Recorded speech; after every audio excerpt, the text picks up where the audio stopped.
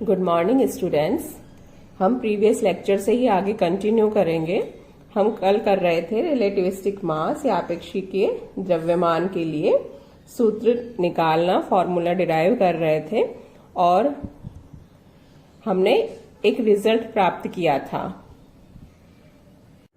m1 upon m2 equals to 1 plus u dash v upon c square upon 1 minus u dash v upon c square. तो ये एक result हमने निकाला है। ये अभी कुछ नहीं बता रहा है, ये दोनों के द्रव्यमानों का अनुपात बता रहा है, लेकिन हम इससे कुछ सीधे निष्कर्ष नहीं निकाल सकते। तो उसके लिए हम जो फर्स्ट इक्वेशन थी कि u1, फर्स्ट समीकरण u1 equals to u dash plus v upon 1 plus u dash v upon c square, इसका वर्ग करने पर स्क्वायर कर देते हैं इस इक्वेशन को, तो ये हो जाएगा। स्क्वायर करेंगे तो अब वेक्टर साइन को हम हटा सकते हैं, डॉट या सीधे भी, तो ये आ जाएगा u डैश प्लस v का square upon 1 plus u dash v upon c square का स्क्वायर, और नेक्स्ट टर्म में c स्क्वायर से डिवाइड कर देते हैं, तो ये हो जाएगा u1 डैश प्लस v का स्क्वायर। इसी के साथ हम इस c स्क्वायर को दिखा सकते हैं, ये यहाँ नीचे आएगा या उस तरह से भी लिख सकते हैं हम इसको, तो u dash v upon c square, इसका होल स्क्वायर। अब नेक्स्ट स्टेप में हम 1 minus u1 square upon c square करेंगे, तो 1 minus u1 dash plus v का square upon c square upon 1 plus u dash v upon c square. Solve कर लीजिए। 1 minus u1 square upon c square, 1 plus u dash v upon c square का whole square. ये 1 के साथ multiply होगा तो हम इसको एक्सपेंड कर देते हैं। a प्लस बी का होल स्क्वायर का होता है a square plus b square plus 2ab, तो 1 plus u dash square v square upon c4 हो जाएगा, इस टर्म का भी square, plus 2 times u dash v upon c square.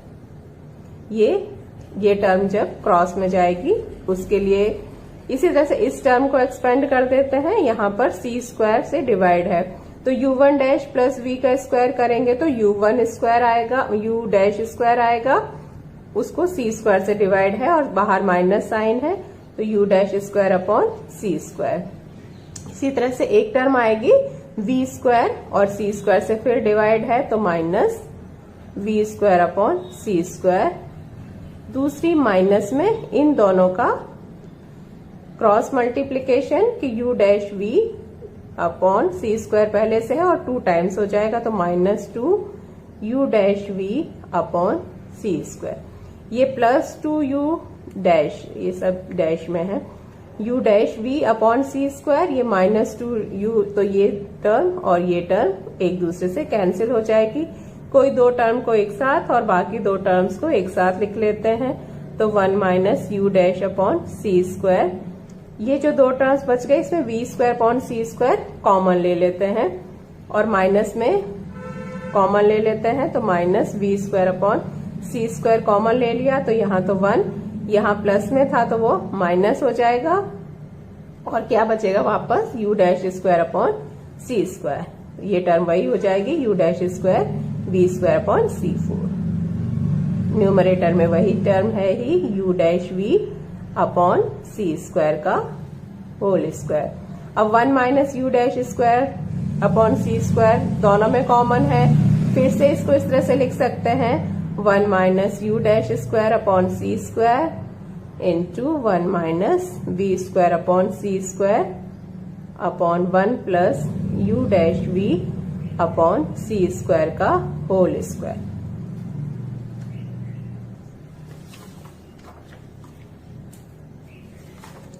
यानी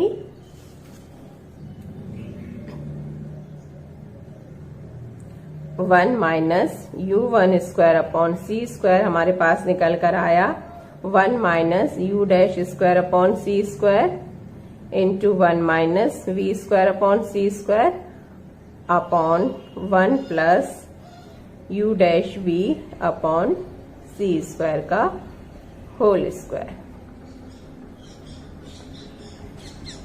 इसी प्रकार अगर हम सेकंड इक्वेशन लेते तब जो रिजल्ट है वो हमें मिलेगा 1 minus u two square upon c square. सिर्फ वहां पर क्या चेंज था कि यू डैश की जगह माइनस यू डैश हो जाएगा। तो यहाँ पर तो स्क्वायर में है, तो अगर यू डैश की जगह माइनस भी यू डैश लिखेंगे तो वो प्लस हो जाएगा, तो ये ऐसा जाएगा।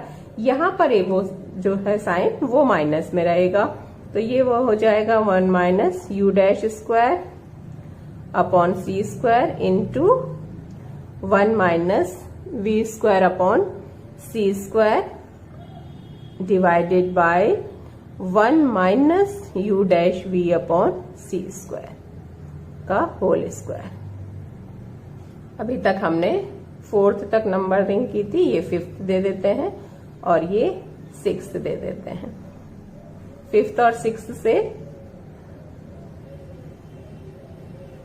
1 minus u two square upon c square upon 1 minus u one square upon c square.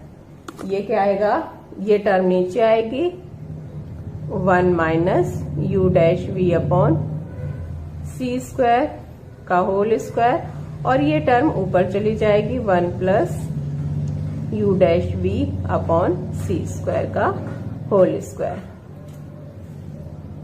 Under root कर देते हैं,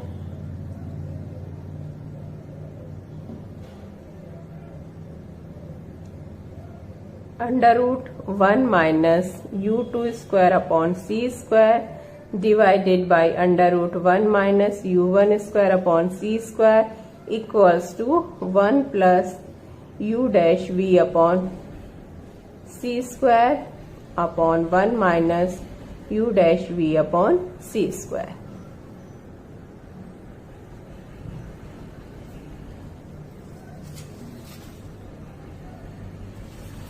तो ये 1 plus u dash v upon c square upon 1 minus u dash v upon c square की value हमने निकाल ली है।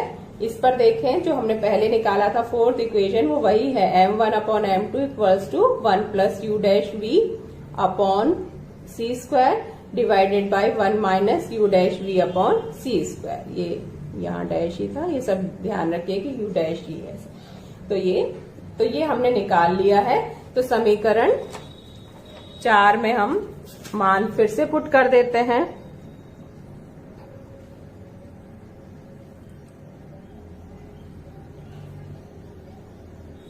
मान रखने पर m1 upon m2 equals to 1 plus u dash v upon c square upon 1 minus u dash v upon c square था, तो ये हो जाएगा under root 1 minus u two square upon c square upon 1 minus u one square upon c square.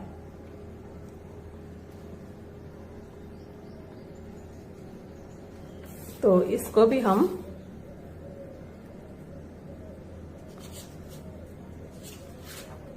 Sixth 7th तक दे दिया था, 8th number. अब इससे भी कोई m1 अपॉन m2 ये हो गया है, लेकिन कोई सीधे निष्कर्ष किस तरह से निकाले वो करने के लिए हम मान लेते हैं कि माना S में जो द्वितीय पिंड है वो स्थिर है, अर्थात U2 0 है और स्थिर अवस्था में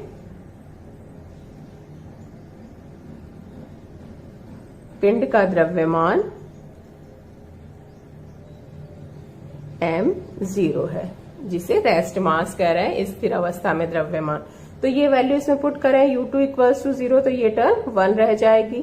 तो m1 और m2 0 equals to 1 upon under root 1 minus u1 square upon c square, या m1 equals to m0 upon under root 1 minus u1 square upon c square. तो ये क्या आ गया हमारे पास कि पिंड चूंकि आइडेंटिकल थे, तो रेस्ट मास में जब द्रव्यमान m0 है तो गति करते हुए अवस्था जबकि उसका वेग u1 है, तब वो द्रव्यमान कितना हो जाएगा, m1 equals to m0 upon under root 1 minus u1 square upon c square, या सामान्य संबंध हम लिख सकते हैं,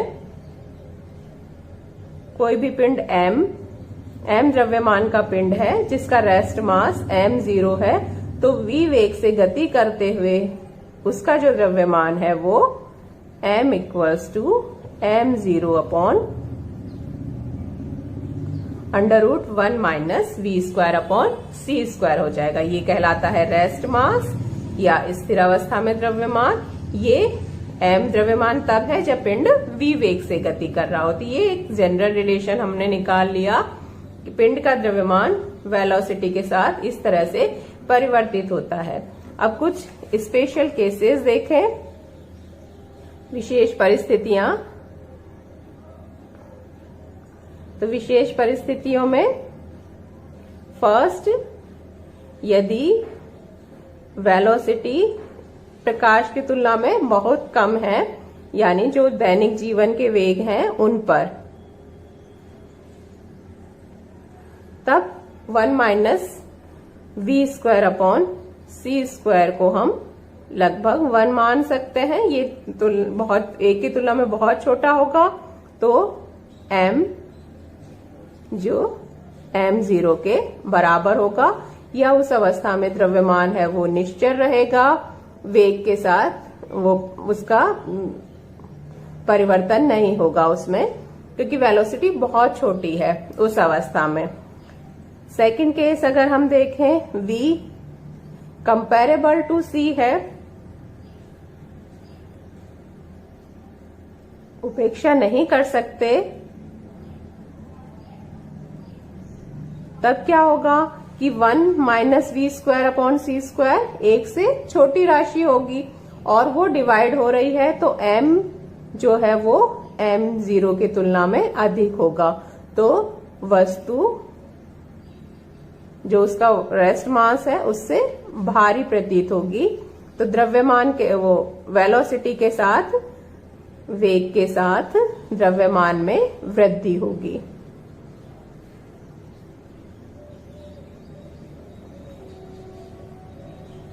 यदि v c के बराबर ही है, जो पिंड है वो प्रकाश के वेग से गति कर रहा है, तब क्या होगा, 1 minus v square upon c square क्या हो जाएगा, 0 हो जाएगा, और m equals to m0 upon under root 1 minus v square upon c square है, तो 0 से डिवाइड करेंगे तो ये अनंत, तो इसलिए बहुत अधिक भारी दिखाई देगा। और तो द्रव्यमान आपेक्षिकीय द्रव्यमान में अगर बहुत छोटा है तब हम इसको इस तरह से मान सकते हैं, और उसके बाद इसके द्रव्यमान में इस तरह से वृद्धि होती है।